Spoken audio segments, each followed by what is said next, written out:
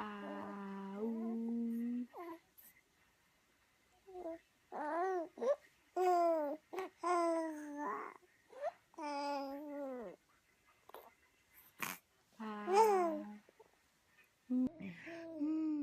Pa pa pa pa. Ah pa pa pa pa. Ah pa pa pa pa.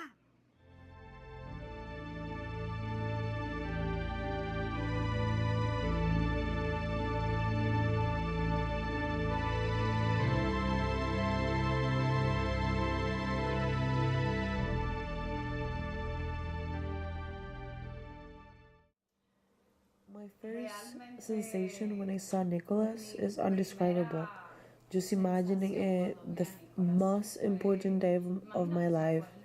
Nicholas exceeded all my expectations. 9 months with him in my belly, imagining him. I had a vision of him. I could describe him, but when I saw him, it was completely different to everything I thought. Pero cuando vi a Nicolás fue totalmente lo contrario de lo que yo me lo imaginé. My husband, he didn't believe it. He was also in shock. Never expect your baby to be with a condition.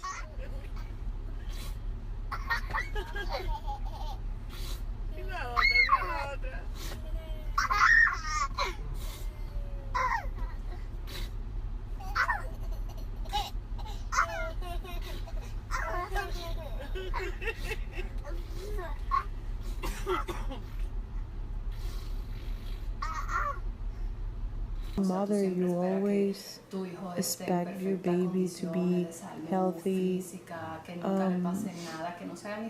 well-being in a physical way. As a mother, you would never want anything to happen with your baby because it's. He had a special behavior, like when he was playing with his toys, for example, with the cars. He didn't run the cars on the floor like every child used to do. He put them in a special order, like if they are online, in line, I mean. And frequently he had tantrum. At the beginning I thought it was because he wasn't able to speak and maybe he felt powerless, but then I started looking at him and I decided to search in the web, and I find out that some of his behavior were typical of an autistic child. When he was diagnosed, actually, my mind was not set up for that kind of news at that time. So, especially because we don't know actually the condition, how it works, what are the side effects, what kind of impact we can have in our own lives, in our family lives, in our whole family actually. And yeah, I was like in shock. I was shocked and I was like, no way, it's impossible he had that condition, because his behavior most of the time did not reflect, of course, because we didn't know what kind of reactions have the kids with autism.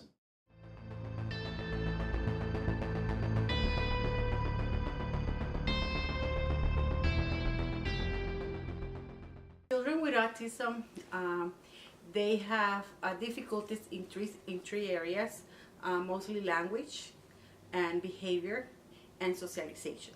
So for me, the best way to help, or one of the ways to help children with disability will be in helping with their language, with communication.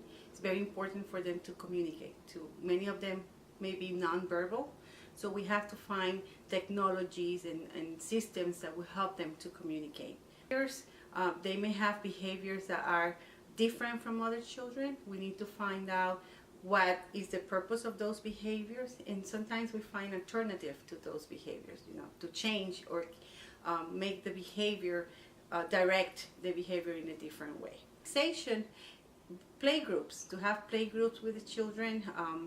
I know in my experience, I spend big deal of time communicating with other parents and organize activities for our kids to get together, because we understand that socialization is a difficult area for them. Right now, so far we're just trying to give as much love as possible, to him. It's basically a matter of time. We need to be very patient. He's on a stage and he's learning slowly, so we need to become his confident partner, all the time. That's the way it works. So it's hard. It's hard being in this situation. I won't say no, because I'm all day at home with him and with his sister. They're both little. His sister is 1.5 years old and he's 3. So it's really hard because they don't understand each other. So I have to be there to help them and to support them. Try my best, to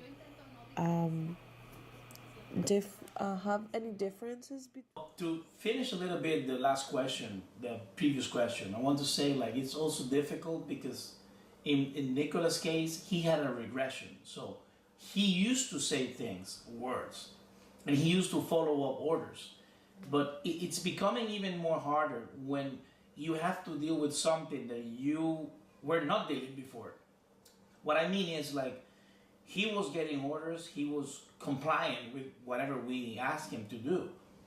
But then from one day to the other one, he just changed completely. So that's the hard part actually of being coping with him, Right.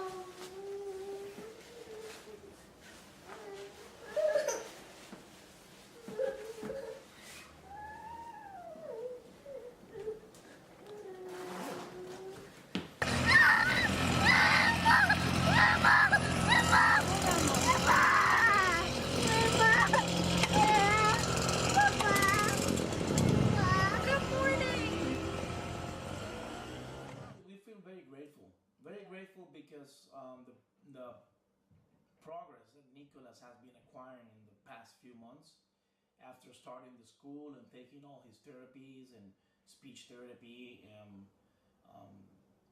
all the therapies in general. So he has been progressing a lot, yes, the past months. Sí, realmente está we can say that we're feeling bad. We're feeling very good. We're feeling thankful. We're happy because of everything. Nicholas has been change and his progress. We can see his progress. Even when we went to the Dominican Republic a couple of weeks ago, we could see the difference. We could see after the therapies now he has more contact with nature, with people. He would just play by himself. Now he's like trying to talk more. He started his movement. He started wanting to talk, wanting to say things, words. So in that area, we're really happy, and we're definitely really, really thankful. Such a big progress. That's right. To start therapy, the sooner the better. You know, we emphasize something that we call early intervention. So it's very important for a family that they have suspicion that there's a delay in the development of a child. Let's say if it's not walking, if it's not talking, an appropriate age, that the families get the help as soon as they can. Because the better a child is diagnosed, the earlier they will get the therapies and the treatments that the child will need in order to get a better outcome, to help that child succeed in the different areas of language, communication, socialization. So the earlier, the better. I know some research indicate that as early as a year old, a child can be diagnosed with autism, and could be able, scientists and doctors are able to find out if that child has some symptoms.